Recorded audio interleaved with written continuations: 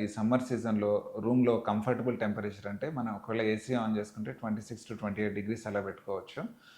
కానీ AC vent బేబీకి డైరెక్ట్‌గా తగలకుండా స్వింగ్ ఆఫ్ చేసేసి పెట్టుకుంటే ఏంటంటే డైరెక్ట్ వెంట్ తగలకుండా ఉంటుంది. సో దట్ వాళ్ళకి డైరెక్ట్‌గా వెంటనే కోల్డ్, కాఫ్ ఇలాంటివి రాకుండా ప్రివెంట్ చేసుకోవచ్చు.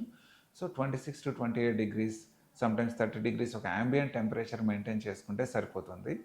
ఆహ్, ఎప్పుడు కూడా ఏంటంటే ఒకవేళ అలా ఉన్నప్పుడు బేబీ చల్లగా ఉందా లేదా వెచ్చగా ఉందంటే మనం ఫ్రీక్వెంట్‌గా చెక్ చేసుకుంటూ ఉండాలి.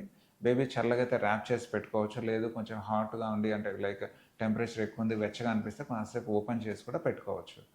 అండ్ మరీ ముఖ్యంగా ఏంటంటే ఈ సమ్మర్‌లో పుట్టిన పిల్లల్లో డీహైడ్రేషన్ సైన్స్ కానీ సిమ్టమ్స్ చాలా ఎక్కువ ఉంటాయి.